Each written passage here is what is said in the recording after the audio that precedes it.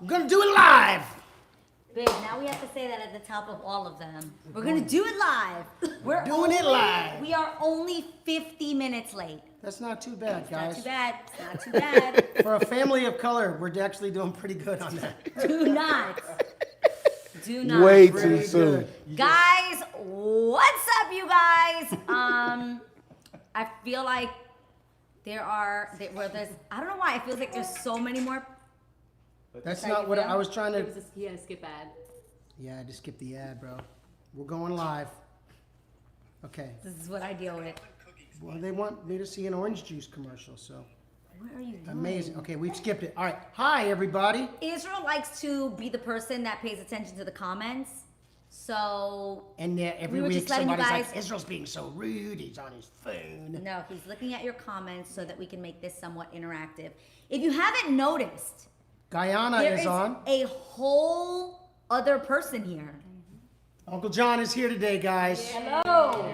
I'm honored to be a part of this Pastor conversation. John Gray. Who's one of my best friends. Yeah. And has been one of my best friends for about 17 years now. Indeed. He's been one of my worst friends for about 3 of those years, but for the collective. I'm kidding. But we call him Uncle John because he's my brother, he's Jared's brother, and that makes him Jet and Bo's uncle. Mariah's That's godfather. right. He's Uncle Mariah's John. godfather, all of that. That's it. All of that.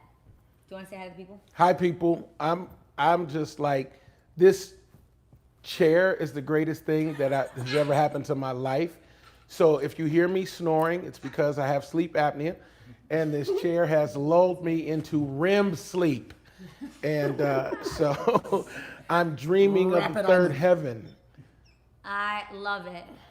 Guys, we have been doing these family convos, having these fam combos. They have no name. By the way, comment below if you have a name in mind for what we've been doing, because we don't have one. We're just calling it Let's Originally, Chat. somebody was like, Let's chat. somebody originally was like Cocina Conversations when we started in the kitchen. Which was cool, but we're not in the kitchen now. Then we're not in the kitchen. Speaking of the kitchen, though, Jennifer Martin is asking, please tell us you guys went and got some dry measuring cups and actual measuring spoons.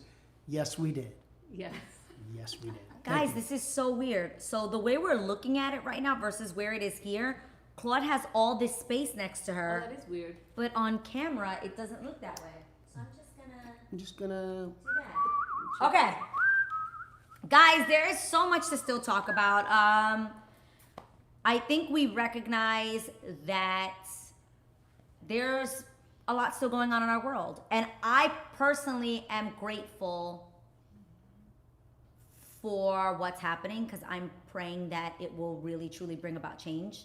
I think there's so many of these things have already been happening or have happened before, but like, I don't know, maybe I have really great confidence in my generation, but I feel like we really could be a part of long-term, real change, and we're not letting up. And that's the most important thing, that it's been 3 weeks and the conversation's still going on, whereas before people would have the conversation and it'd be like, And and be done. that's a wrap. Yeah. Like that was one cute thing we did and then it's over.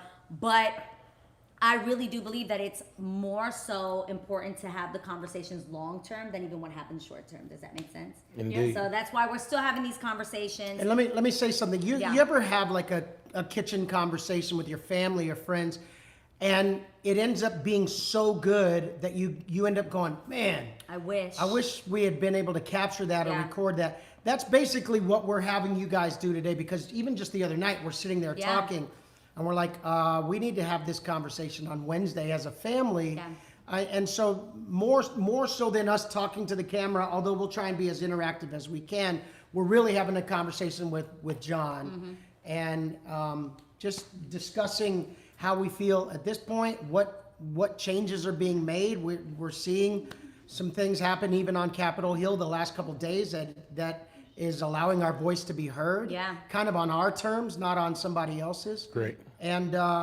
so we're just kind of motivated to have these conversations again, to kind of model it for you at home who need to have these kind of discussions with your kids and with the extended members of your family. So that's what we're doing. Welcome. I love that we got this idea, because if you haven't tuned in, Israel does something called Worship Wednesdays. You can catch it later on tonight. It'll be on at 5 p.m. Pacific Standard Time, 8 p.m. Eastern, and then you can figure out what your time is in between there.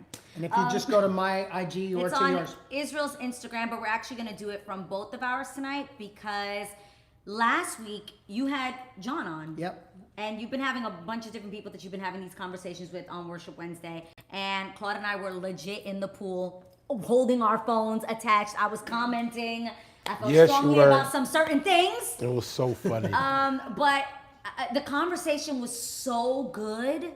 And so many people were blessed by it that Iz was like, can you come and actually do it with me live here? And then obviously this was added to that. So we're putting John to work. Right. And I want free food.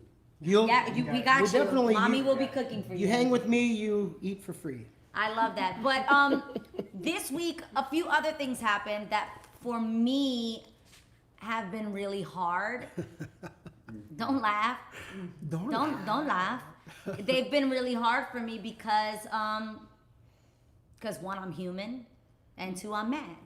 So, earlier this week, I know that I chose to post a picture of Obama on my Instagram for Obama Day, which is on Trump's birthday, and that absolutely was intentional, and I want to be very clear about that. You know, I don't play those games to be like, well, you know, it just so happens. No, it was very intentional, and that's how I feel. I feel, personally, that as I've made it very clear, I never want to seem like I'm not being transparent. And again, I tell you that it's not about who I vote for or what I believe. It's important that you be educated and that you make a decision based on research and knowledge that you have founded for yourself. But I am not a Trump supporter. I've never, if you watch me on The Real, if you are here on All Things Adrienne, that is just me. So that's Adrienne speaking. I do not agree with any of it. So I decided to post a picture. Granted, initially it was all good. My husband decided to follow suit. And the reaction of people to his post then bled onto my post. I'm blaming it all on you. I'll take it. But okay, so people were then on my post coming from Israel's page, and I've got to be honest, a large part of it was the faith-based Christian community. When I would go check on their Instagram, it would be like Child of God, Philippians 4:13, something in there, and they were coming at me for like what my political stance is, right? Okay, so then that made a bigger question of like, throughout all of this, we're gonna put politics aside for a second, but more so with all of these race conversations happening that are so needed, what role does the church play in all of this? Because I found myself super frustrated responding and commenting, blocking and deleting people who... And I was wildly entertained. You were wildly entertained. I just think, to some extent, Iz was like, yo, I'm just gonna put this up there on like some social experiment level and see what happened. And I was flabbergasted, to say the least, when I saw the responses, because I was like, there's no way. I also did further research and saw that there were other Black gospel artists who posted the exact same thing, and their audience responded completely different. Which also made me recognize, you know, that although you've always considered yourself cross-cultural, there was a real obvious lean towards a white audience that was commenting these things, because these other people weren't receiving that on their pages, i.e. Kira Sheard and a few others that I saw. So the questions are, why is that? Like, I know we started these conversations in the kitchens the other nights ago, and it's just like, what do you feel is the role that the church should be playing currently in all of this? Well, I think the conversation around racial reconciliation, and the current the thrust towards justice has to start in the church, because the church needs to have some conversations around apology and repentance for the way Black and brown people have been treated in this country. And I say that because it was the Bible that was used to justify slavery. The Bible has been used to justify everything from slavery to the Crusades. To apartheid. To apartheid. So the scripture has been bastardized and has become a political weapon in the hands of people who actually wanted to profit off the backs of free labor. And so the first thing Jesus did in the last week of his life is he went into the temple and flipped the tables of the money changers. And what it was prophetic is, you're not going to use scripture to create an economy off of poor people, off of broken people, off of people who need hope. And so the idea that the church somehow is not political is a lie. The reason why the people were commenting on Israel's page is because Israel has truly been a bridge builder in the most real sense. I've traveled with him and been in rooms where it was almost all white and they knew every word to the song. Then another city, it would be almost all black and they knew every word to the songs. And what you saw was the anger of people who wanted to own Israel as a safe expression of their multicultural, Christianity. He checks the box. He's safe black. Well, he's not all the way black. Yeah. Now the he must music be. doesn't lean all the way there either. Right. Right. So it's like we could be. Yeah, he's safe. His music is palatable. We could play it for the kids. Yeah. And but the problem Contemporary is Christian music they needs want his gift, but not his manhood. Right? So he's palatable as long as you're playing to our rules. So what you saw were angry people who have limited God to a couple of issues that they feel very strongly about. So now Jesus is a white Republican from the South, as opposed to a Palestinian Jewish rabbi who is a monarch and not a political figure. So white evangelical Christianity is known more for their policies and their politics than their theology. So when you replace the cross of Jesus with the flag of your country or your political ideology, you dishonor the blood. And when you do that, all bets are off. Of course they're going to be angry. How dare you put up a picture of this man because he doesn't agree with this, this, and this. So you're anti-abortion and you're anti-gay marriage, but you're cool with black people getting killed in the street because they didn't comply. Ta-da! So which lives do you care about? Only the ones in the womb or when they're outside in full grown? Right, because a lot of the people who say I'm against abortion, and I understand that. I believe that life begins before the womb. Before I formed you in the womb, I knew you. I understand it as an individual, personal belief. Yeah. But we don't live in a theocracy. This is a democracy. I don't get to put my Jesus on your life. Jesus didn't put himself on people's lives. That's right. If you don't want to accept Jesus, when James and John were like, I'm going to call down fire and kill people who don't agree, Jesus said, you don't know what spirit you're of. For the Son of Man came to save lives, not to take them. What he says is some people will agree with me and some will not. Some will believe and some won't. Shake the dust off your feet and keep it moving. You can't force people to believe what you believe about life. You can be adamant about it, but if you really want to be adamant about being pro-life, then go to the adoption agency. If you really want to be about taking care of widows and orphans like the Bible says, then go do that. And let the judgment of God and let the issues that you are deeply believing be the way you live your life. You cannot legislate morality. And every time the church has tried to legislate morality, it has backfired. As for me and my house, we will serve the Lord. Yeah. I can't worry about what's going on in your house. You did, and the problem is we keep answering questions people aren't asking. It didn't ask me what I thought about their belief. If you invite me into your life, we can have a conversation. But until then, I should keep my opinions and my mouth to myself. Now I'm talking about an individual. Yeah. But as a pastor, if I feel strongly about something in scripture, I'll preach that at church. But church is voluntary. I can't just walk up to you and don't know you and be like, lift your hands. I feel like you're in sin. Jesus never did that. Wild enough, people do. Of course they do. And then they put Jesus in front of it, which is why people don't want to fool with Jesus. And Jesus is like, I didn't tell him to do that. I never did. You never saw that. The only time Jesus confronted people were pseudo-religious people who wanted to keep power over poor people, the Pharisees, the Sadducees. He was always calling them a brood of vipers, whitewashed tombs, your father's the devil, But every time he encountered someone who was wounded, hurting, broken, whether it was a leper, a prostitute at the Pharisee's house, a Syrophoenician woman, or the woman at the well, or the woman with the issue of blood, he always had grace and compassion. So I don't know where it got in the minds of conservative evangelicals that we get to tell everybody they're going to hell while you got all kinds of stuff going on in your own life. Yeah. So you might want to just apply the blood there first. Oof. And yes, I'm angry. And that's why he's here. Because I'm he's angry too, though, John. Like, John, I'm telling you, I was going through Iz's comments, and it took everything in me. Because more than anything, I felt so disappointed. And furthermore, I wanted to separate myself from those people. So I wasn't having a crisis of faith. I was having a crisis of title.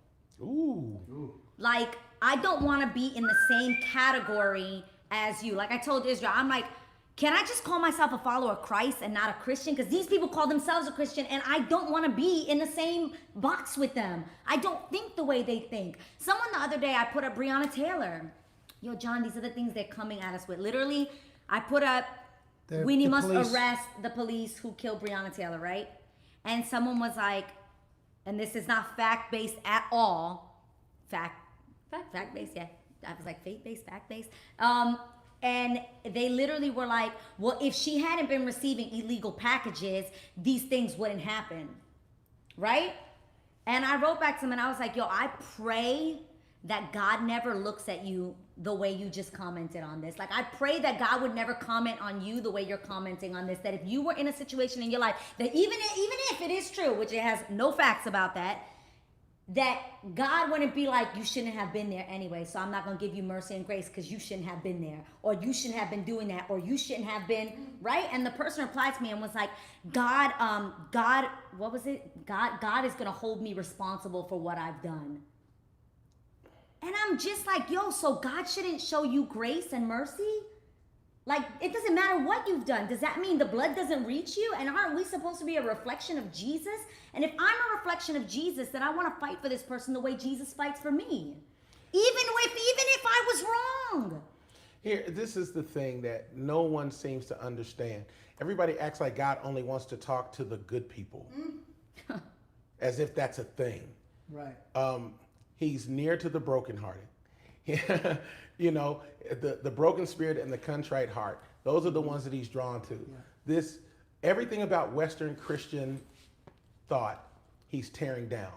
From the need for big buildings to the false evangelical narrative that is rooted in money and politics, to the bastardization of Scripture, to the fact that the New Testament church in Acts chapter 4 doesn't look anything like today's church.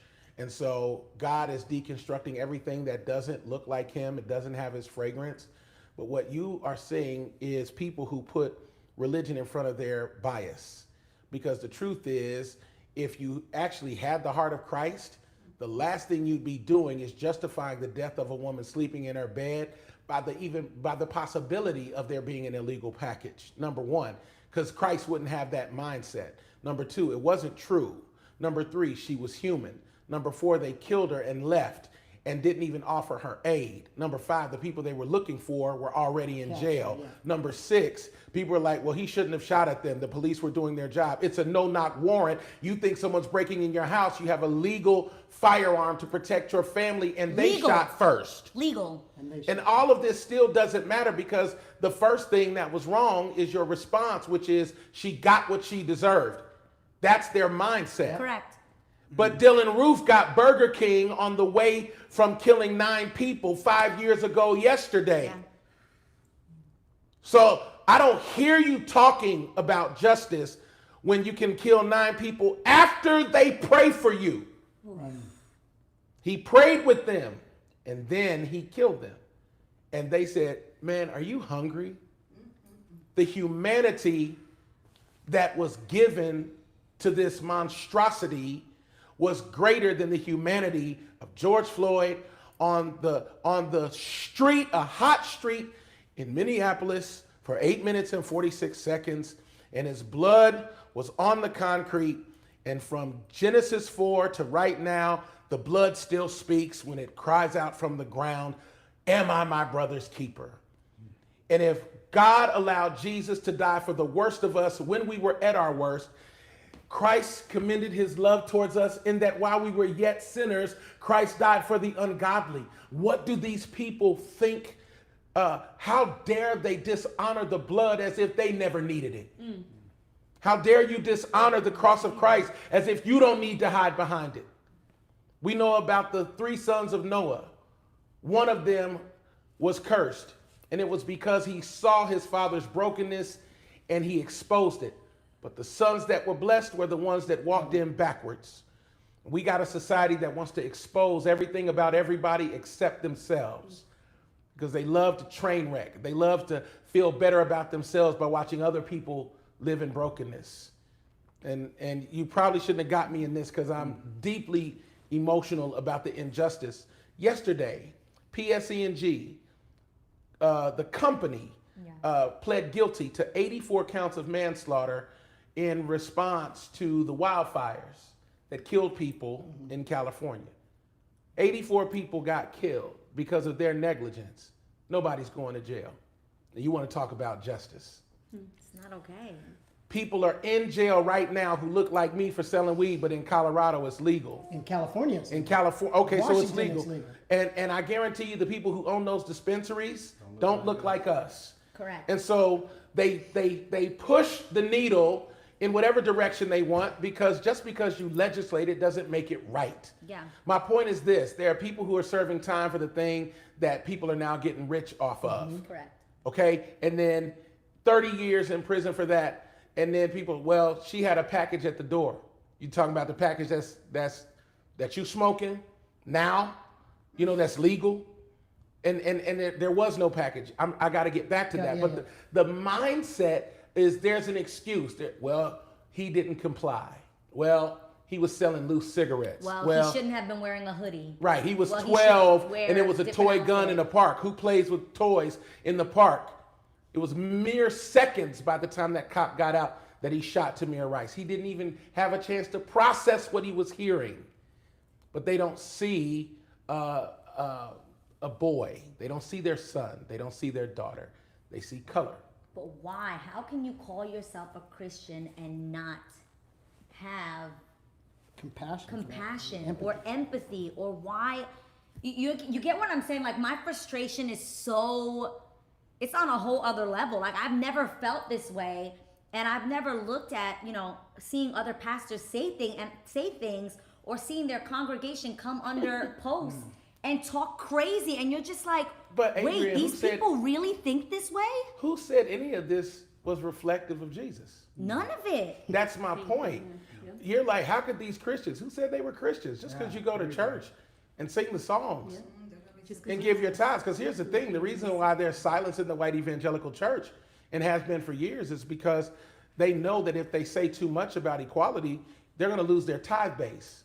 Yes. These pastors are held Why hostage. would you even want that? Economics. It's commerce, baby. Okay, but if you stand, this is my thing. If you really love Jesus and you believe everything, well, then they don't believe what they preach. They don't believe it. They don't believe that God will bless them, that God will. Money answereth all things. God answereth all things. And if you believe that by them tithing, your money's going to get multiplied and all the things that they say during the offering, then you should be able to be like, yo, if I actually do the right thing, Jesus just might bless me. So I feel like, you know, it's important to direct our energies in a way that's as effective as possible, right? Yeah. And I think we can agree, at least I can agree because I'm not a pastor, True. that there's some people that you can preach as powerful as you just did, and they're unreachable. They're in a category where they're just going to be what they are. They've already made think up their what they minds. think, believe what they believe, and they're unreachable. And that's fine. And you make the case as well as anybody can. And frankly, from my perspective, and this is probably not, you know, Christ-like, but I really have put people into those categories. You know, if I feel like by this point, if you've truly engaged and you have a heart of empathy then you would have been awakened along with the millions of white brothers and sisters who may not have been awakened pre-George Floyd, who are awakened now and are making the effort. And I feel like that's where our energies need to be focused as well. One of the questions in the live that Israel asked you, which I planted, was what do you say to the white brothers and sisters, who are shouting, screaming, online, outside, with us, and just fighting for us and doing their best? Because I really want to, because it's important that we don't make this into a black versus white thing. Yes, This is a so justice important. versus injustice thing. Yes. And you're either on the side of justice or you're not on the side of justice. And so it's not a black or white thing. It's important, I think, for this movement, whatever it is, to continue to have the steam that it has, that we give honor to the brothers and sisters who don't look like us but are standing with us. Yeah, for sure. Right. So we A have Carl these Lentz, a conversations. Steven. I mean, and they are there and they exist. And I love that you guys are talking about Carl and just like obviously in you guys' conversation, I was on there like yes. And same for people that are getting angry at even someone like a Carl Lentz, because he is a white pastor that speaks up and speaks truth. And what's wrong? So let me finish my question though, because I know I'm a little bit long-winded with it. So you had what I think was probably the model discussion. It was a brilliant discussion with Stephen Furtick. I thought it was just like, it's mind-blowingly, intellectually deep, spiritually deep. It was the model discussion between a black person and a white person seeking to understand, seeking to learn, having the dialogue. And we've been encouraging these conversations. We've been saying, let's talk, and in our crude way, we fumbled through our own conversations. But we've also been seeing some conversations that are, if yours was the model conversation, some of these conversations are not the model conversation. What's the right way to do it? How do you approach it? How do you approach these conversations? Because we've seen some conversations where, They become explosive. it's kind of and more nothing- like a soapbox speech versus. First of all, we can't talk at one another. We've got to, where the scripture says, come let us reason together. That means before I come in with my preconceived idea of what I want out of the conversation, I've got to be willing to listen. I can't come in with a preset, 3 points that I want to hammer home that you better understand. I think the idea of monolithic behavioral projection doesn't work. All white people aren't racist, right? 100%. And so and all black people aren't altruistic. There are people who are monetizing black pain. There's always somebody somewhere on any side of this that's not doing the right thing. But for the white people that you're speaking of who are on the side of justice, and I love that you said that. When I had my conversation with Pastor Joel, I made it clear, this is about justice. I kept saying that because I understand on that platform, people will hear black versus white. Correct. And it's not that. And God has always been about justice. Even in the Old Testament, he was always about justice. I think the conversation starts with empathy.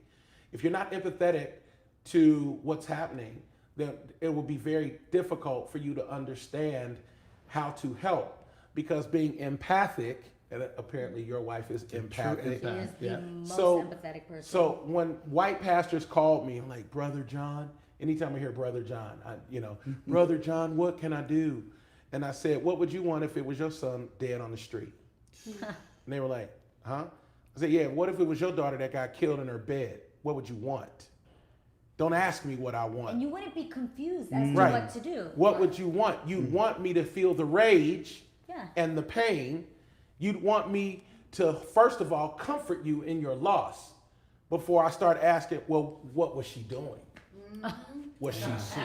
Yeah, well, I heard your daughter might have had some packages at her house. You would never, ever do that, ever. But only, that's empathy. To have a conversation by putting yourself in the place of those who have been victimized by these atrocities.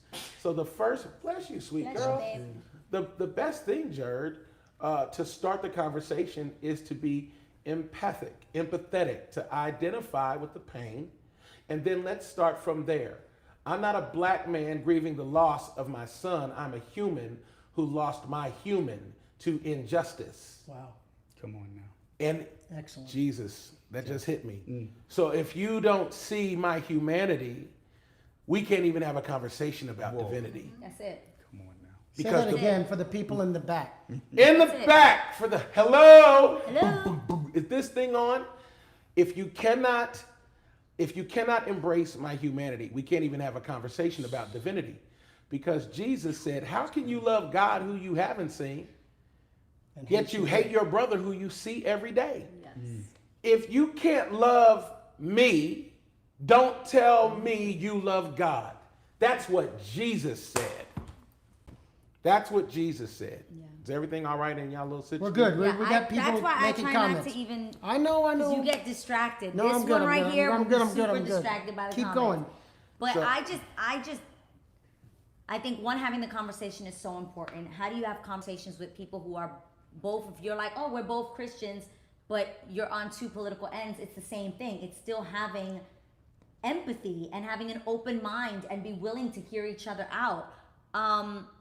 He just nailed it, though. Yeah, it's If, human. if you can't just see the humanness, the humanity, Yeah. how are we ever going to have any kind of real discussion and real progress around who God is? That's it. See, I like little hacks, and when you the question is like, if it was your son, how would you want me to feel? How would you want me to respond? How would you want me to? You would want me to sit with you, cry with you, Amazing. and then say, what's next? You want me to? I will be at the police station tomorrow. No, tonight. Let's go right now. You talked about, Claude, yesterday how Breonna Taylor's mother was given the runaround when they knew her body was in that house, and they told her go to the emergency room. Jeez. She can't even talk about it. It's so upsetting. For hours. Because she if you sat have a heart. in the emergency room, rocking, waiting to hear what's wrong with her baby, and her baby was already with Jesus.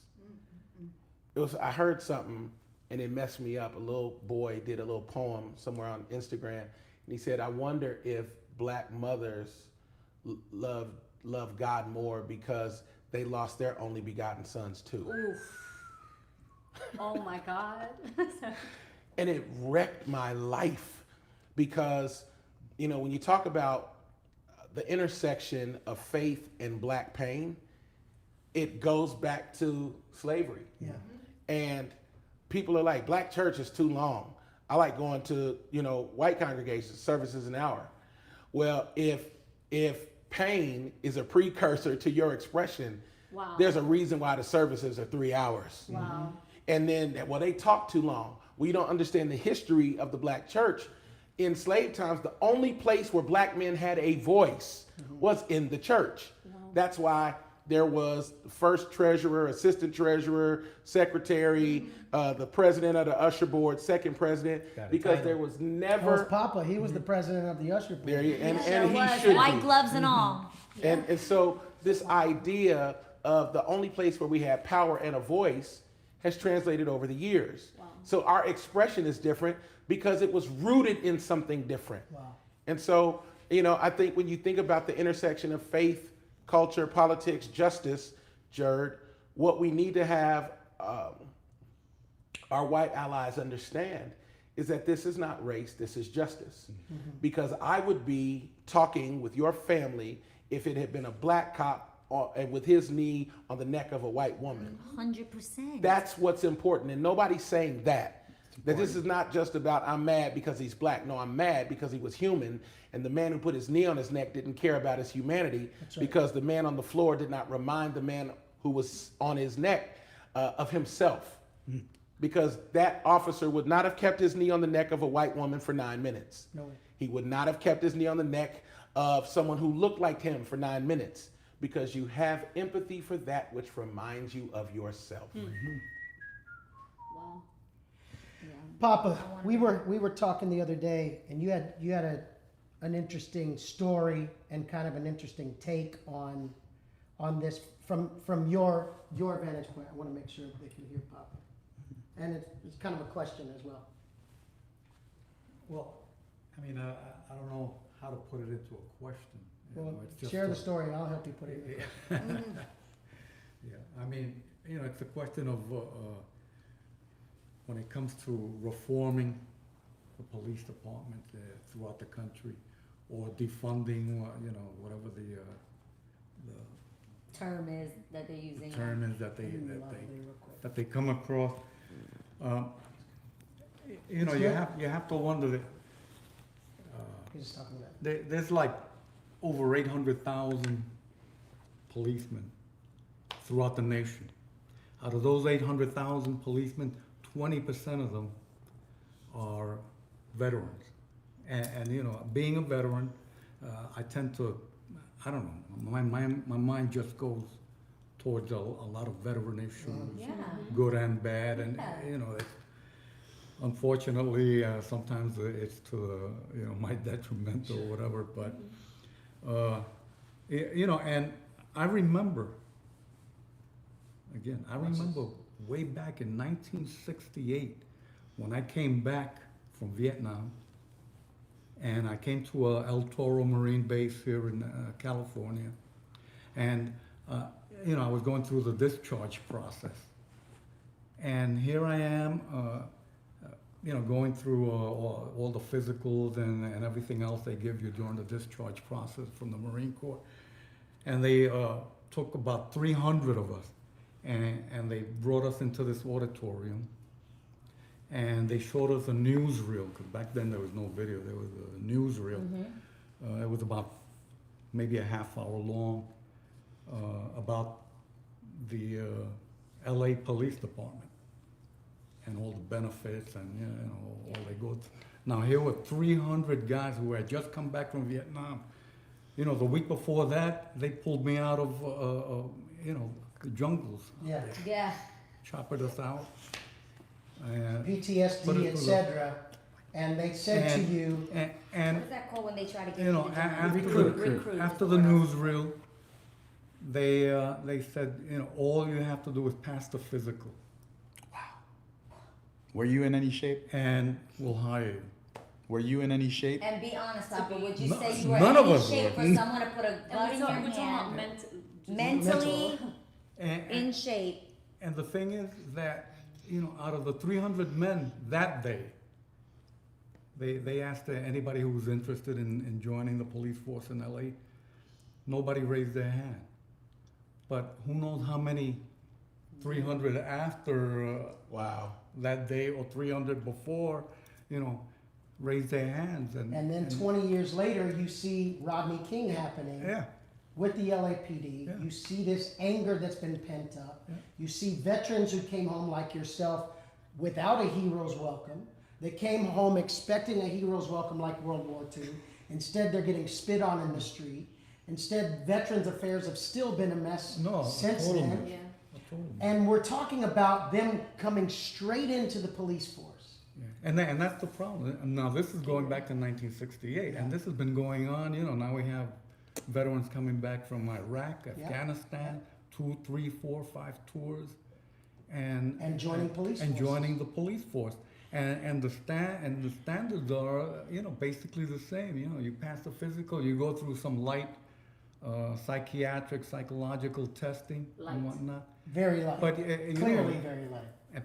and these are guys with PTSD. I've suffered from PTSD for over 50 some years. I get treatment for PTSD on a monthly basis. And, so they train you to go to war. When you come back, there's no de-escalation of your mind No regarding treatment. what you went through. Yeah. And they give you a job where you can pack a gun. Jorge Otero Barreto, who was, they call him the Puerto Rican Rambo. Nice. He was in Vietnam. He did 5 tours over there. When I interviewed him, he said, I was back home now, and when I was in Vietnam, I had my rifle, I had my gun, I had a radio. I would call in airstrikes, I would call in artillery, I would call in whatever, and we went in and we just did what we had to do. Here I am home now, and I don't have my weapon. I have no battle. I don't have, and he couldn't function because. This is real. Wow. This is real. How do you speak to that, certainly around the area of reform, you know? Because I think it is a question of how does the church support the police, but at the same time support reform. Yeah. Because there's huge community of believers that are police officers. Again, them's the people that are in my comments. Yeah. And I need them to understand that just because I believe that this certain police officer did wrong, you get what I'm saying? I know that where you're doesn't mean now that as a church we can't support those great police officers, Correct. the ones that do exist. Correct. How do you find a balance in supporting and fighting for justice against police brutality, but at the same time not alienating those police officers that are in the church community? I think it's a great question. I think we need to treat each officer as an individual as opposed to the collective unit. Yeah. Because the idea of over policing in black and brown neighborhoods is a real thing. That's not emotion talking. That's fact. statistics. We have data to prove it. Yeah. But every cop is not bad. We need to identify the cops who are doing wrong things, and they need to be held accountable. That's it. Because I'm not against all police. The idea of defunding the police, I don't know enough about it to speak intelligently on it, but I know this: we need honorable, integral officers on the streets to maintain order. There is a balance, because the cops want to go home too. They have families, spouses, loved ones, so we can't throw everybody away. But there are some things that are a part of this system. The church must be able to speak honorably to the area of balance. We want justice, but we also want to cover you, because Romans 13 says to honor the authorities that have been set over you. But when someone who is in a position of authority abuses it, then we must address them, and they need to be held to this standard, and they need to go to jail, or they need to be fired, instead of immediately being protected because they're one of our own. Well, I'm one of your own. Your job is to protect and serve. Keeps coming back to humanity. It is. It's humanity. And it's not, I'm going to protect him over the people. Your job is to lay your life down for the people. That's your job. It's not just to lay your life down for cops who do bad things. That's noble that you want to protect your brother or sister in the force, but your higher calling is to humanity.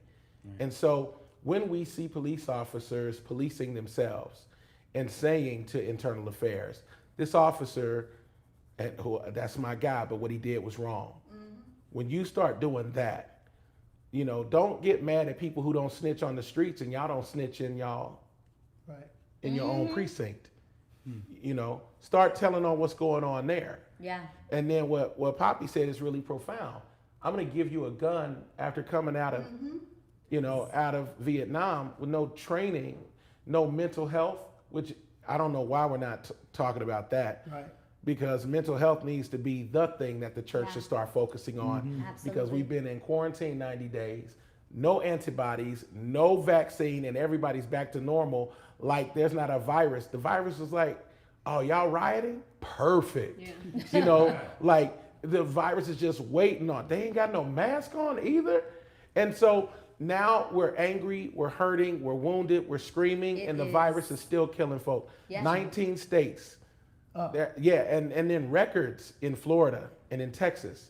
Records yesterday for the most new cases. Arizona. So we opened up the country, but we're still broken. And so we're going to need mental health.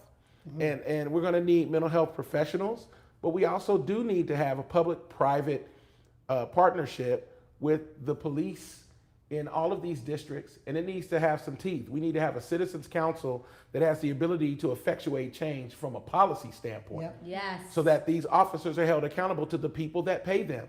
They can't be their own force, because that's what we're seeing. Yes. There's no trust. I saw a post. I hope I don't get in trouble for this, but there's a song by a group called NWA. Yes. And it's very My dad's it's very fave group. yeah, it's very dishonorable to the police. Basically, forget the police. And somebody said, there's no song that says forget the fire department. Ever. Forget the EMTs, because they don't see systemic injustice. When those firemen and women come, they save. Correct. they'll save your cat or your grandmother. Yeah. You see what I'm saying? So there has to be something that we address on a systemic level. Yeah. Wow. That is so great. Claude, what was your question? So, growing up, I had a few instances because of I'm very, very fair. I'm a light-skinned Latina. I have witnessed certain things because people tend to think that I am white. So, in one of the memories that I have it's like ingrained in my head was I went to a family's house, a friend's house. She was white, they're white family. And I remember hearing the most awful things about People of color. about black people. And they made a comment about Hispanics as well, but what stuck out to me and the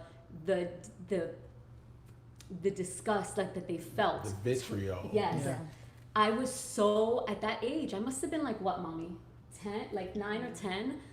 I remember feeling like, holy cow, this is like, this is awful. Yeah. I asked immediately to call my mom, and I was like, I want to be picked up. Like, I don't want to be here. And from then on, I have been privy to those conversations because a lot of people think, oh, I look like them, so They can say these they can things. say it. They feel real comfortable saying it. And like, I have spoken up because of that. And as I got older, I got a little, Jared always says, calm down, Claude, calm down. Because I get very worked up about it.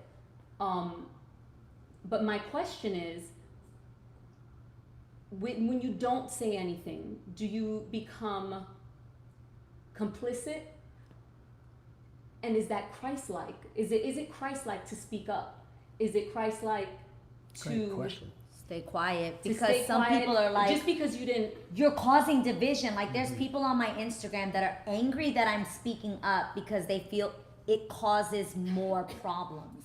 You get what I mean? Like illustration. you're causing more problems. If you would just handle these things with grace and quietly, and if pray we for could them. just and pray for Pray them, for them, that's and the- pray for them. That's what It's they a tell nice me. way of saying shut up. Yeah, Correct. yeah. Shut up and dribble. Shut up and dribble. It's what they're telling you. Just be a talk show host. Don't speak out. Yeah. To your question, be wise when you speak and be aware of where you're speaking. Because in moments like that, at 10 years old, it's not safe, emotionally or otherwise, to speak to that. We were talking about a conversation we saw with some evangelical leaders, and there was a black guy on the panel, and basically this other guy was saying some pretty outrageous stuff, and he was, and the guy that looked like us was like, yes, and I'm like, and so people were confused, right? Yes. Because we you were the need to- people. right? I was people. We Right. were the people, and what was troubling for us is that we know them, Right. both of them very well. Right. And I know they went into that conversation hoping to exact change. The problem is certain things get said, and our friend answered it the next day and said, listen, I was put in a very uncomfortable. awkward and uncomfortable position to address it. My answer to that was, had John Gray been sitting in that chair Yeah. and something of a metaphor was tried to be explained, I don't see you letting that Would go you by. have gone home and prayed about it? No, you don't Or pray would you about have said that. it right then and there? If my arm is bleeding and you have gauze and someone says, don't help him, the gauze is only going to bring attention to the bleeding. Don't bring it up and it'll go away. My arm's falling off. You need to address it. And so as a young person at 10 years old, what you were hearing was the truth of how people see other human beings. What's deep about that is, to me, that's where the change actually has to happen in people's homes. Because it doesn't Yeah. matter what you say when I'm here. It's what am I when you're at your house? Yes. Yeah. We've Yes. been saying that. Am I an N-word at your house? Yeah. And your brother in your face? Because at that point, I'd rather you just tell me who you really are. Yes. That's the one thing that came out of the election Yeah. is you know who everyone is. Yeah. It's The been, and gift this year, of truth. Yeah. And it's going to happen again. You're right. it is, and this year has been very revealing, even with coronavirus, and certainly with these race issues that are like front page. You're seeing people hoping to add to the conversation, and instead they are, you know, I want to say to them, like, when you find yourself in a hole, stop digging.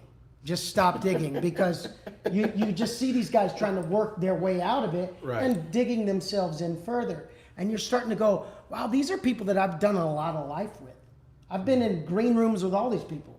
I've shared stages with all these people. And to hear the things they're saying right now, and then coming on 2 days later and apologizing, and I say apologizing because the apology is almost worse. Like you're literally digging a deeper hole for yourself. You're not It is- apologizing because it was wrong. You're apologizing because somebody called you out. Yeah. Yeah, and you're apologizing because it doesn't again work for your platform, and it doesn't again work publicly for you. So again, it goes back to like the business of church, which I have a whole other, you know, like it's hard for me to understand. And then I look at my nieces, and we teach them here about the love of Christ. We teach them about Jesus, but yo, that even gets confusing because we gonna keep it real. The way the Bible describes what Jesus looked like versus some of the books that you might want to give your children Well, what's your question? doesn't even Bowie? match Or up. You Jetty? get what I'm saying? Bo, what's your question? I have two questions. You have two? What's the color of God, and what is the color of God? Two questions. What's the color of God? And make sure you're very clear on that second one. What What is? is the color of God? Okay. What color was Jesus, right? That's what we're asking? Okay. I love What that. color was Jesus? Was and Oh, is. that's the difference. What color was Jesus and what color is Jesus? Yo, Out of the kids, mouth of babes, y'all. Kids? First of Yes. all, that's unbelievable, and I'm going to preach that soon. But the first thing is, the color of Jesus, Listen, sweet Bo. girl, is the Bible says he had hair like lamb's wool, and that he was the color of bronze. In the Middle East, where Jesus was born and raised, he looked like the Palestinian Jews of the day, which are darker toned, olive colored skin, darker colored skin. In fact, when Jesus was 2 years old, his stepdad and mom took him to Egypt to hide from Herod.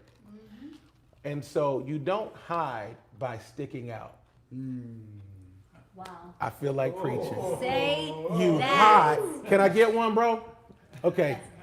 You hide. I'm gonna give you two on Thank that. you. You hide by looking like you belong. And so Egyptians in the Middle East 2,000 years ago looked a lot more like me Yeah.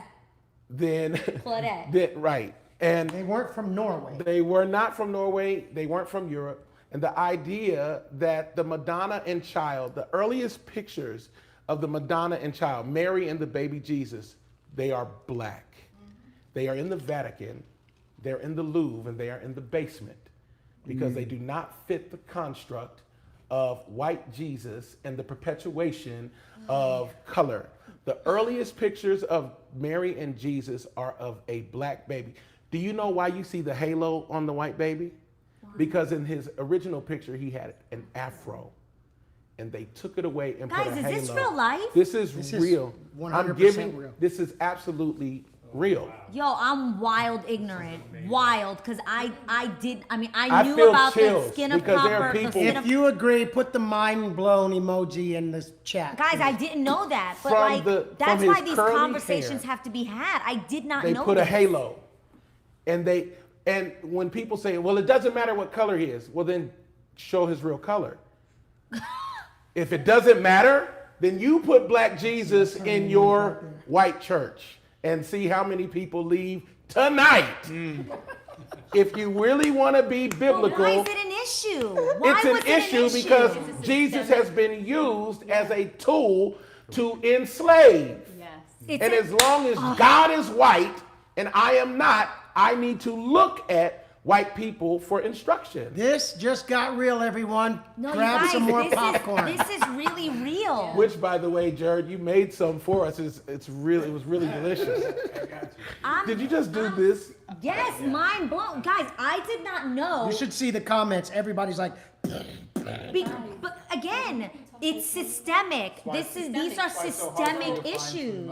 Children's Bibles. Yes. My children's sister's been Bibles. having a hard But even time. when I wanted to, it was so. I told him, I said, I wanted to find a black Santa Claus who is a myth, like it's a folk tale, right? Now you just ruined it for the kids.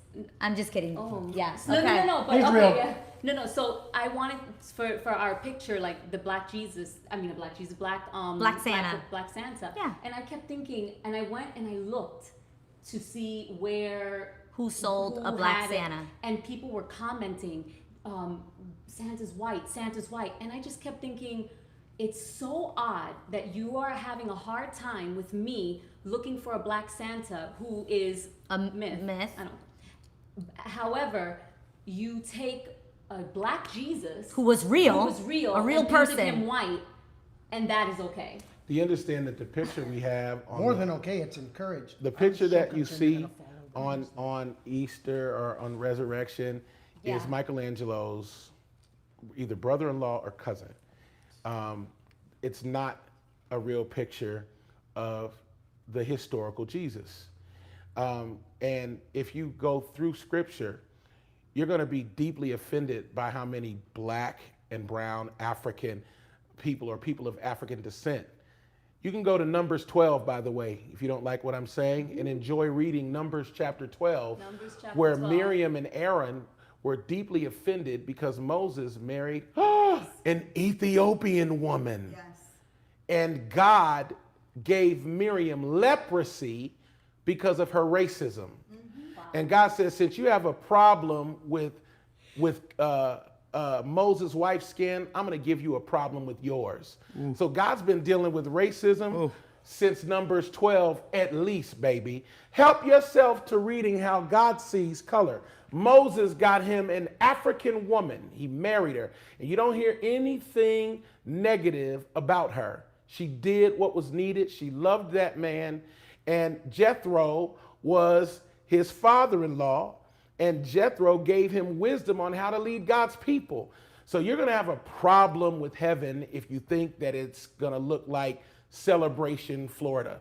You know, this is not Disney World. It's not the safe white enclave. You know, I'm feeling really good right now. I'm feeling frisky right now, bro. Because it's the facts, and I just think like, again, and I'm just gonna be very straight up. I felt for Lecrae, right, in that situation. We're just gonna say what it is. I felt for him. I was frustrated and upset that he didn't speak up, but at the same time, in the moment, it made me sad that he felt uncomfortable, because I know that was truly the reality of what he felt. Yeah. That he felt uncomfortable when he speaks out, when we have these conversations. Yo, the whole time we're doing this, you guys, I'm thinking it's uncomfortable. And it's not that it's uncomfortable for us to have the conversation. It's uncomfortable that people will get offended. But why do I have to feel discomfort with the truth? Yeah, You but that's- understand what I'm saying? You shouldn't. Why should Lecrae feel uncomfortable telling someone who has a huge platform and who's great for, you get what I'm saying? Because we always have to apologize for our own That's pain. what I'm saying. And it's been so ingrained. And even right now when you're like, I'm getting That's it. comfortable. That's been it. ingrained, It is so ingrained. ingrained in our culture. And how do we undo that? To be subordinate, to, feel self-conscious about speaking up about things. Yeah. And listen, I mean, this is from somebody from the Bronx, grew up, around only black people, maybe a handful of white sprinklings around, and, made it to kind of the halls of corporate America, and understanding how it felt, to have to conform. I'm speaking a little bit more, with a little bit of this in my tone, and and then at a certain point you start to feel like you're conforming so much you're almost muting yourself.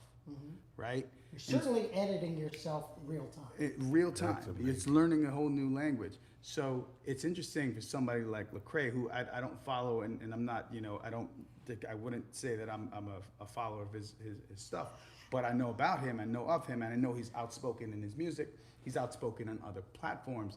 It's interesting that when you get put in this situation that looks That's what like I'm the thing saying. that you should be scared of, that's what comes out. It's interesting, and I can say that I felt that before. And here's We the all other have. point I want to. The point I want to also make is that I also want to be careful, right? That even though this particular pastor, when I looked at it, I thought it was like unbelievably tone deaf, ridiculous. There was no kind of like exchange. It was just him kind of talking at Lecrae, and that's not the right way to have a conversation. That's why I asked you that conversation. But he came back and he apologized, irrespective of whether it's self-serving, or pandering or disingenuous. I don't know. You guys have the benefit of knowing people, but I don't know. My thing is that I want to be very careful, right? Dave Chappelle, in one of his specials, said during the Me Too movement, he said, y'all be careful, women, because you're gonna have to embrace imperfect allies.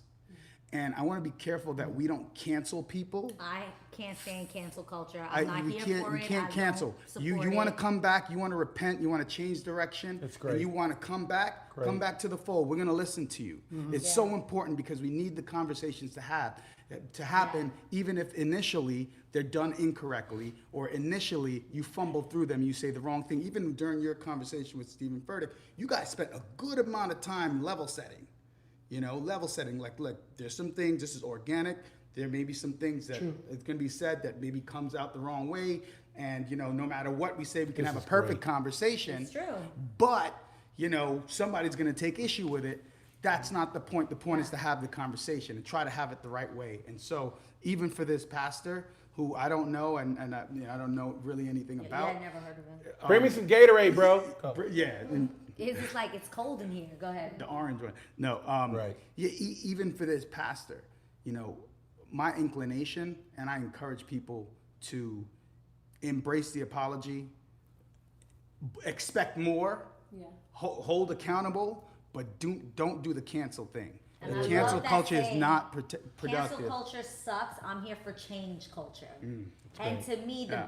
the greatest apology you can give is to show that you've changed. Like Right. we need to, That's amazing. like your I love that. apology needs to bear fruit. Like we need Yeah. to actually see a That's great. change. Yep. And I completely agree. I can't stand cancel culture. I've talked about it on the Real. I think it's terrible. It doesn't help any of us. It certainly doesn't bring about change. So, And if so I don't do, get this on my couch. I can. It's lukewarm. Ain't cold enough. Can you bring him the Don't play- ice? No, I'm fine. I'm totally fine. That's because Claude drinks it lukewarm. Yeah. I kind of wanted to see if there was anything that you guys were saying in here that we wanted to address. And, So I'm looking at Adrienne, while you're looking, let me Yeah. answer the second question of your Yeah. of your niece. Oh, yes. She said, please. "What color is Jesus? Was Jesus, and what color is Jesus? What color is God?" Jesus is the color of the people that were indigenous to that area at the time. You want to talk about the historical context of the Bible? It was not written in Europe. It was written from Middle Eastern Palestinian Jews who for 400 years worked in the hot sun. Who do you know works in the hot sun for 400 years and doesn't have a tan? That part. So that's the historical side. What I think your daughter just did, which is deeply moving to me, is she just gave a prophetic question from her generation. What is the color of God? And the color of God is empathy. It is love. The color of God is forgiveness. The color of God is mercy. The color of God is justice. The color of God is peace, brotherhood, unity. Those are the colors that we need to paint God with. What does God look like? He looks like the face of every human being that has ever lived, ever. He is the totality of every human existence, experience, from the richest person ever to the most poor, to the person who has lived a clean life, to the one who's been raped and thrown away in the barrios of the, you know, the worst neighborhoods, to the shanty towns of Johannesburg, to that is the color of God, is the eyes of the innocents. It's the eyes of the wounded, the hurting, the lost, and the broken.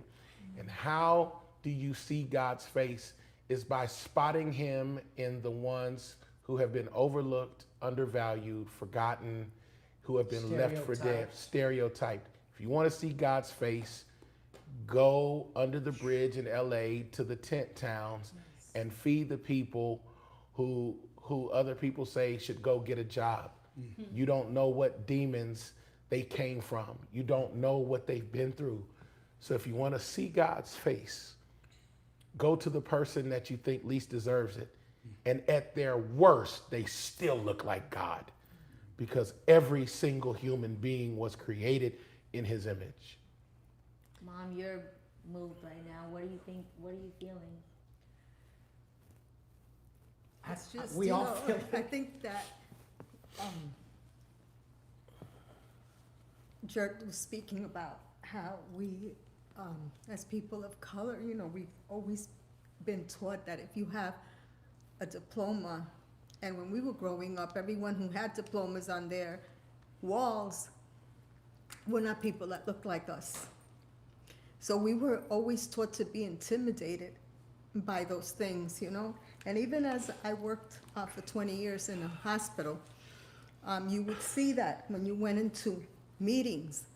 I had one particular person, it's like, you don't question because that's so-and-so, and they have this title, and they have that title, and you will see the things that were wrong, and you were basically being told, don't say anything.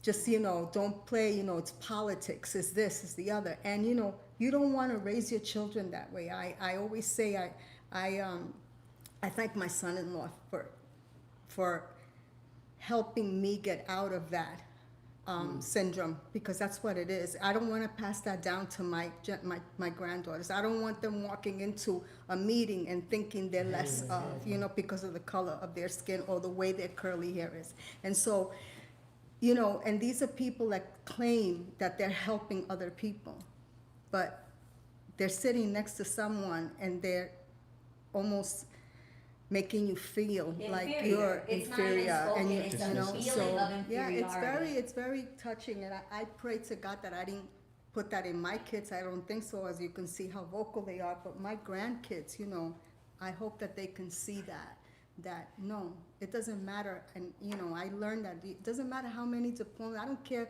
who you are. If I have something to say of value, I'm going to say it, no That's matter right. who's sitting next to me. And I think this is, you know, that touched me. And what Pastor Gray was saying about, you talk so much about being, you know, in the four walls and giving your tithing and everything, but you don't get up and make a sandwich and take it to someone underneath a bridge. That's right. You know, because they smell.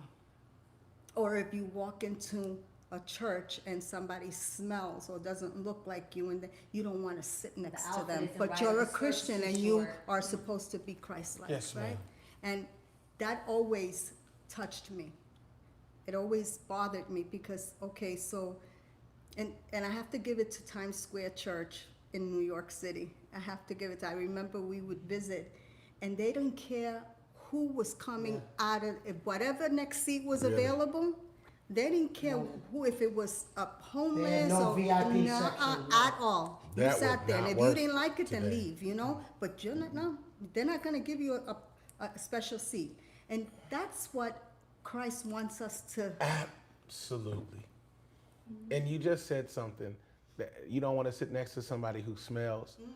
How many people missed an angelic visitation Oh my God, yes. because you didn't want to sit next to someone you didn't think deserved to sit next to you, and you skipped the chance to sit next to God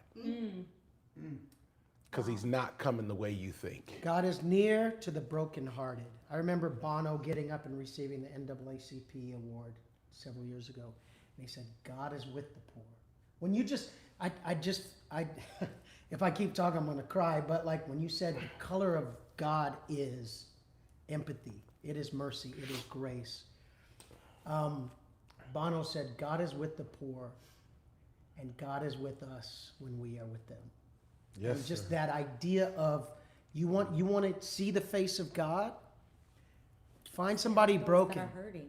Find and just dwell on humanity for a while before you try and plumb the depths of divinity. Politics and And I think the ultimate mic drop of this conversation has been, if you don't see my humanity, we can't have a conversation about divinity. That's it. It's unbelievable. I did this you were at this conference. I used to host this conference in Houston.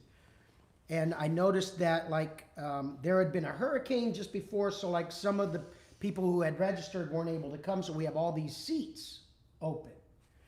And Alvin Richardson, my friend from Houston, goes, I have an idea. He goes, on driving here, I saw there was a big shelter over here. I saw a bunch of people under the bridge over here. Wow. What if we took our VIP vans that we picked up our high profile guests in? Right. What if we just went down and said, hey, great food, great music, come hang out. And I was like, because my whole thrust of that conference was worship and justice. So the idea of you can't call yourself a worshiper and not be moved toward justice, social justice, like righting the wrongs all around us, right? that is literally you. So that morning, I said, guys, we're so excited tonight. This whole section right here is going to be a VIP section. So you make sure you get here early because those seats are not going to be available. Okay, cool. Next thing you know, bro, at 7 p.m., people start filing in who smell. They do not look the part. They did not shave. They did not shower. I love it. And the presence of God in that place that night was such a example of where he is. And a couple weeks ago, I did this thing on Worship Wednesday talking about Amos 5.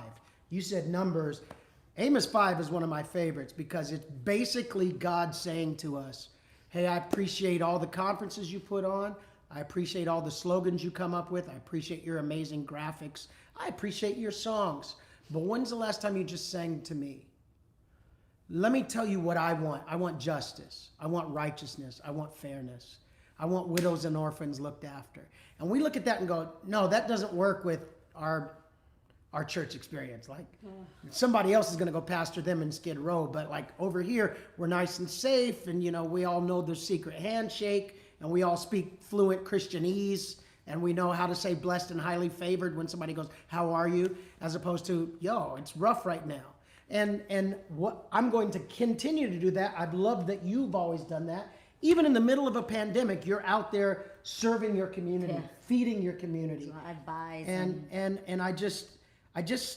I want to say it's not that complicated. I think we want to complicate this thing, and it's not. It's not complicated to love somebody else and start maybe with somebody who doesn't look like you, doesn't vote like you, doesn't think like you, doesn't act like you, doesn't know what you know. Maybe just love on them and figure out what do we agree on. Not let's not make our starting point what don't we agree on and let's start fighting. Which is why I'd be hosting these little social experiments, watching where people are really coming from, and it's alarming. I said all that to say, yes, the presence of God was strong in there, but man, the complaints we got. No way. What? The complaints we got, people are in the back yelling at the sound man.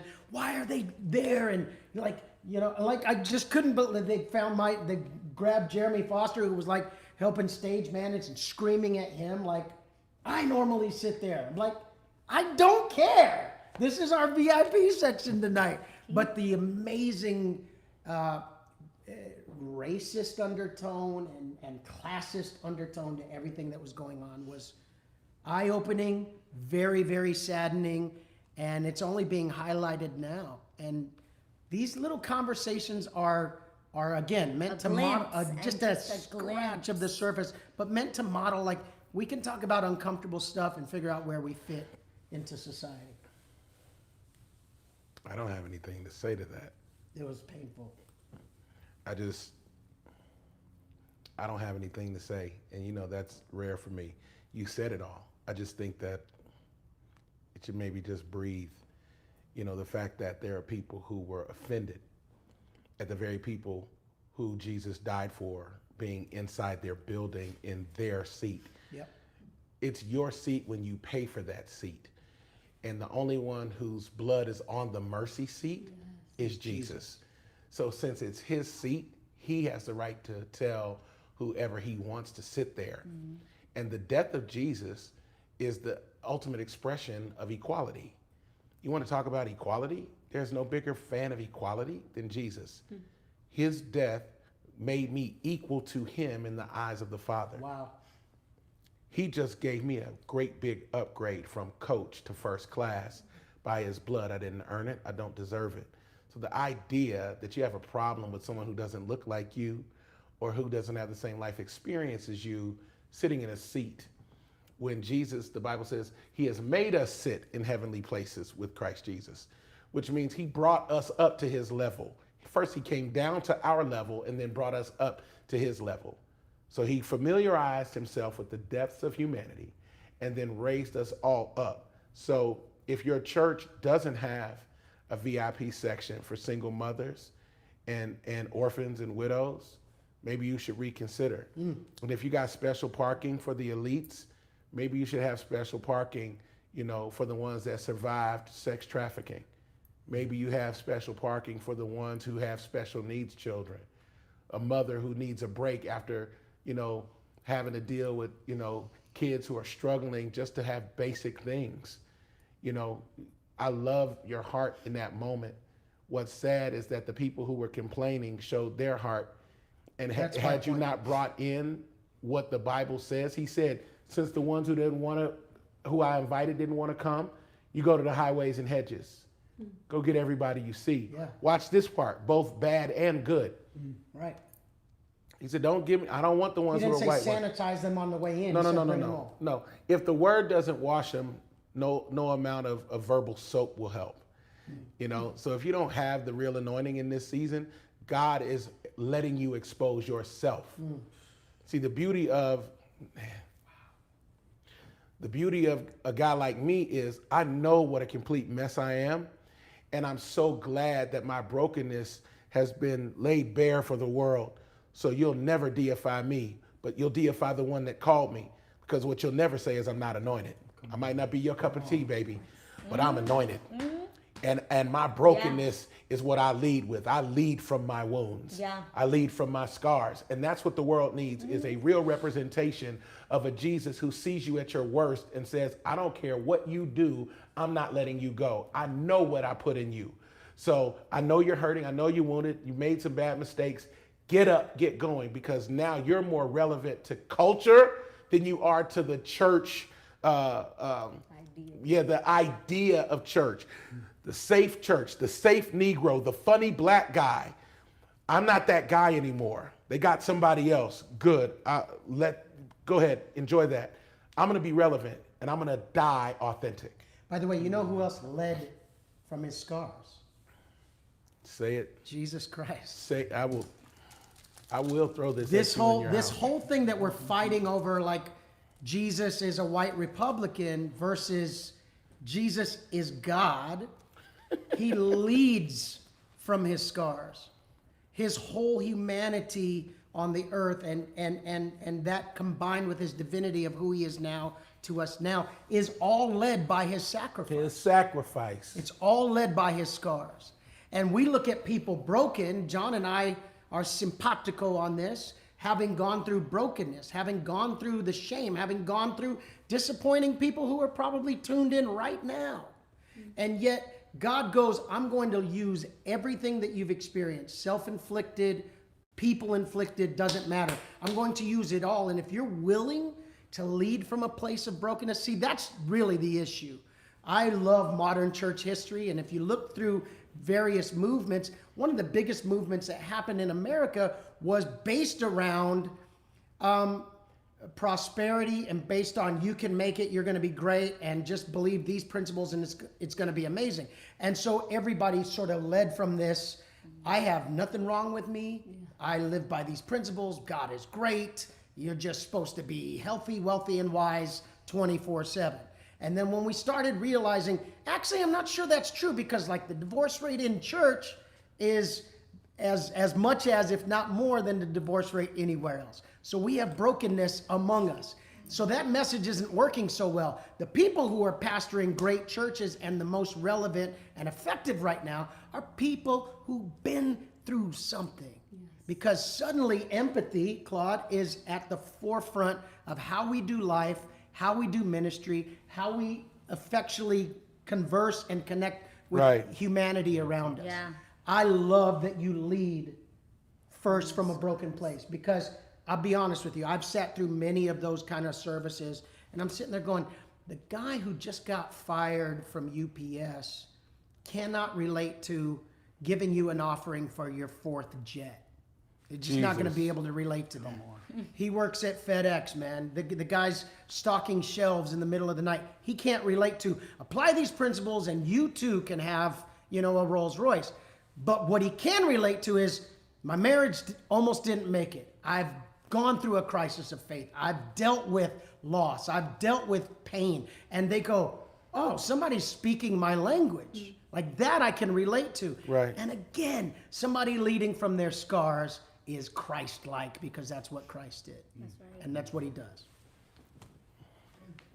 John, I think we want to try to land this plane by asking, I really asked you to do this because, and Adrienne for her platform here, because I just I've think been this is so such an important conversation, Yeah. and I'm just grateful that I get to have men like you guys in my life. Obviously, I'm so grateful I get to have men like you in my life, that we have these conversations, and to be able to share that. Like people will say, don't use your platform to use your voice, but then what is it for? Yeah. Like, what is it for? What was my purpose? What am I fulfilling in life if I can't at least shed light on, the injustice that's happening, at the same time encourage people to lean towards justice And empathy. and empathy. Empathy. Yeah. When I've seen the way, John, you've navigated a lot of changes in your world, and yet even in the last month, the way you have navigated conversation around systemic racism, that it has absolutely affected the church and the government and the medical field and the entertainment field and the economic field and the educational field. And we see all this sort of being ripped up from the roots and inspected. And we're going, what is going on right now? And how have we allowed these institutions to turn a blind eye to it and to use it to suppress people?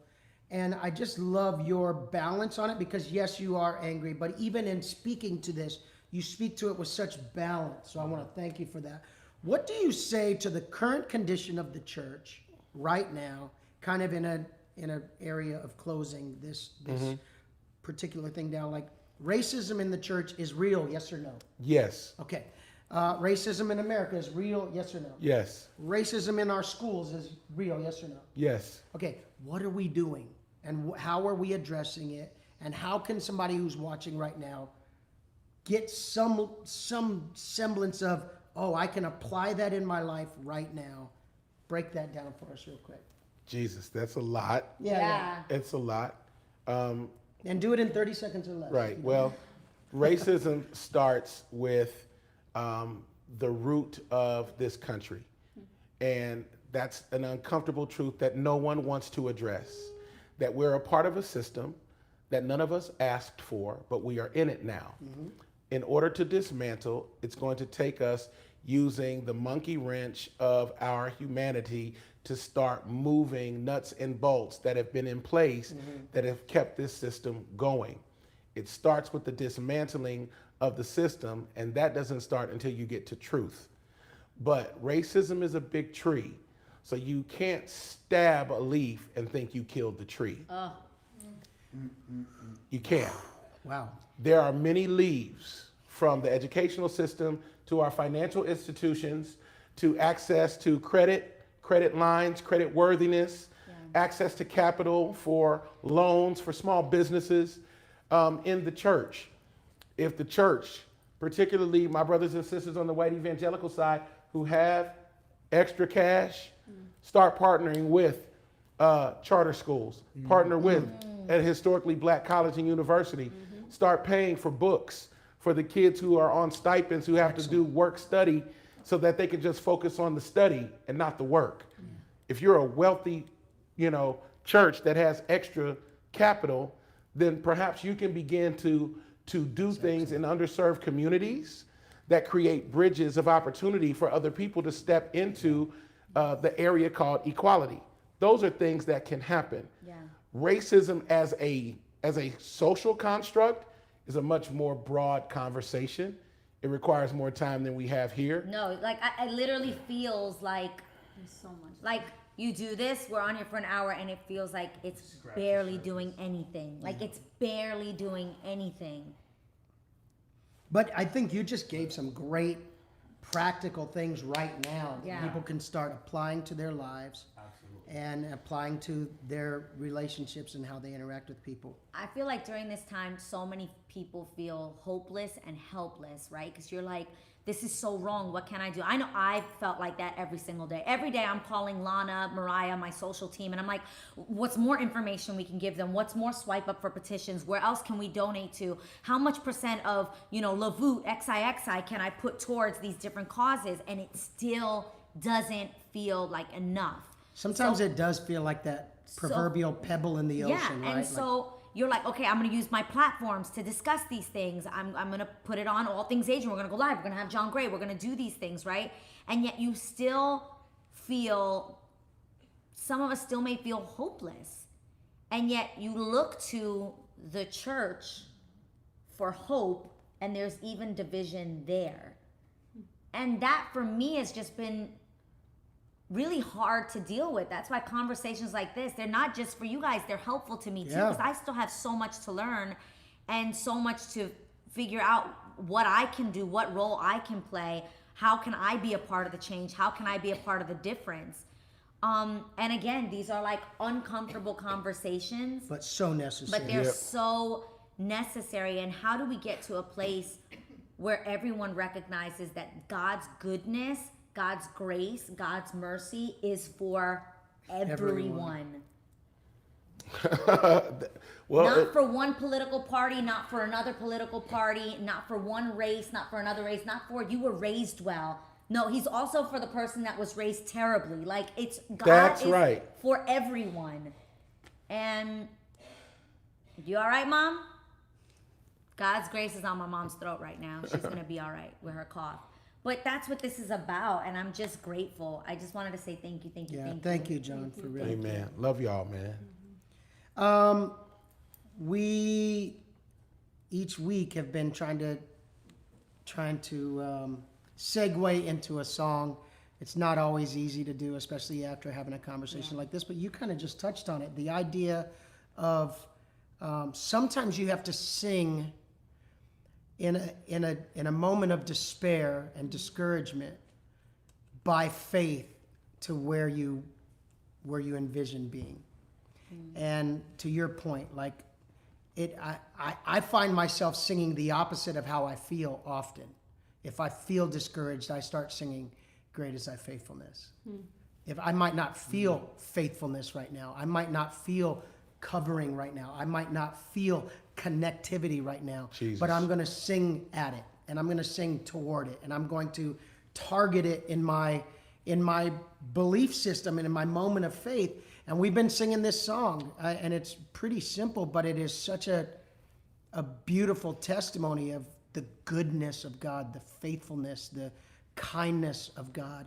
And last week when we sang, everybody's like, can we please get Adrienne and Claude to sing together and to do a song together? So they're going to sing. We might join them a little bit. Claude's going to put her little situation on. And then...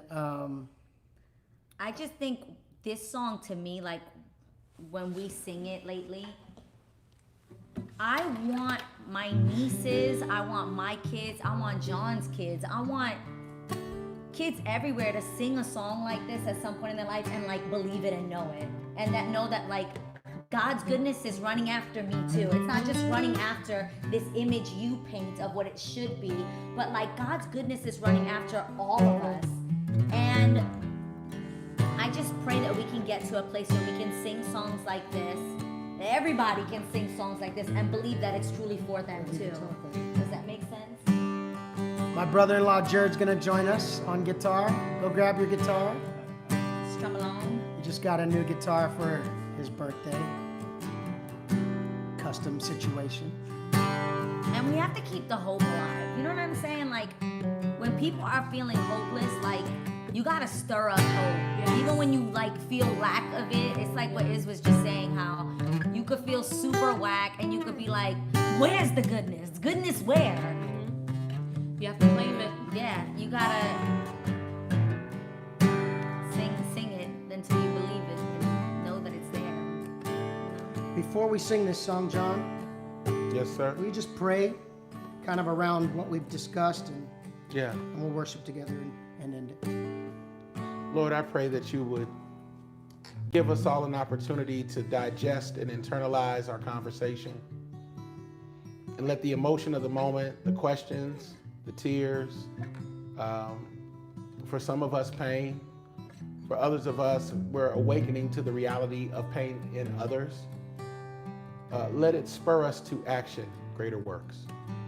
That we do something with this moment other than just shake our heads and say, how sad. Let this be a moment where justice and mercy flow. Not through our tears, but through the actions and activity of our limbs.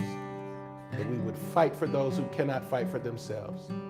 So that people will see the goodness of God for those who are afar off. Let us run after them. Bring them safely home. This is my prayer. In Jesus' name, amen.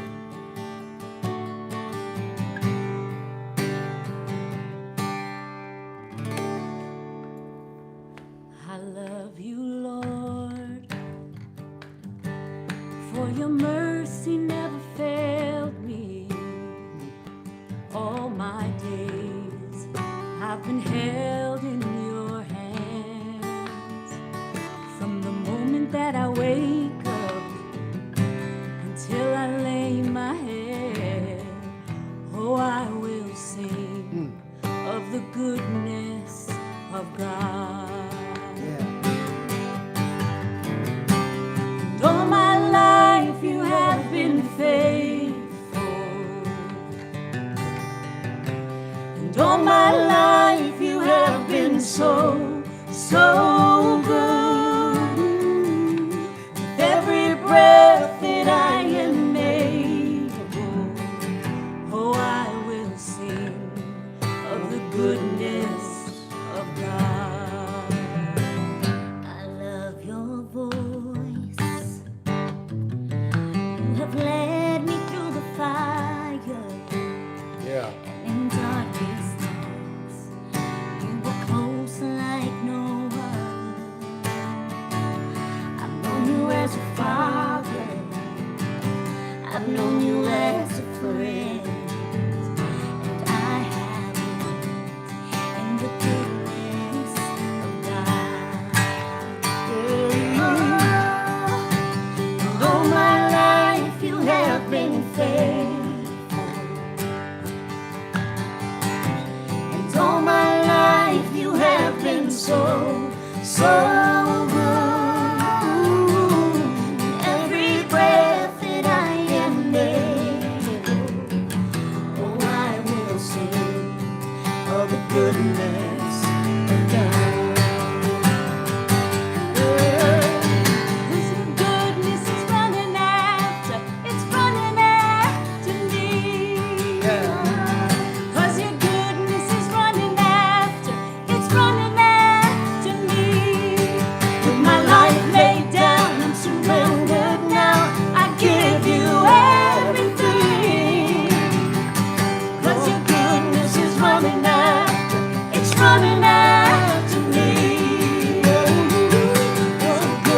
goodness is running after, it's running after me. Oh, your goodness is running after, it's running after me.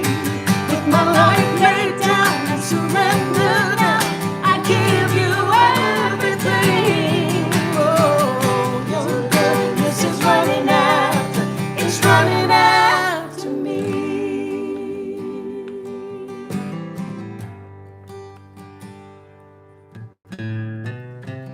All my life you have been faithful. And all my life you have been so good. Every breath that I am able, oh, I will sing of the goodness of God. I'm gonna sing it, I'm gonna sing it. Oh, all my life you have been faithful. And all my life you have been so good. With every breath that I am able, oh, I'm gonna sing of the goodness of God. Yes, I'm gonna sing of the goodness of God. Your goodness is running after, it's running after me. Oh, your goodness is running after, it's running after me. Sing it again. Your goodness is running after, it's running after me. Come on, sing it, John. Your goodness is running after, it's running after me. Goodness is running after, goodness is running after, Oh, it's oh, running after me. you, Your yes, goodness is running after, running after me. my Oh, life laid down, I surrender now, I give you everything. Oh, your goodness is running after, it's running after me. Say your goodness, oh Lord, it's running after me. Yes. I don't deserve it. His goodness is, it's running after me. And Lord, I am grateful. It's running after, it's running after me. Oh, oh, oh, oh, oh. goodness is running after, Hey, it's running after me. Oh, oh. Yeah. Your goodness is running after me. So if you get a chance, tune in at 5 o'clock Pacific, which is like in an hour and a half or something like that. We're going to do Worship Wednesday, a little more extended worship, a little more conversation with John. What's up, you guys? Comment below if you've enjoyed this. And baby, I just want to say I appreciate you using this platform Yes. for good and to speak to things that people have been uncomfortable to speak to. You definitely put your mouth where your money is, and I appreciate that. I really do. And I'm sure those watching, except the one hater that I saw in the comments, all feel the same way. So, and God bless. Let's pray for him too. This is for you, and I love you guys. Join them. It's on Instagram, you guys. Join them on Instagram, on Israel's Instagram. It'll also be on my Instagram today. Worship Wednesday. We love you guys.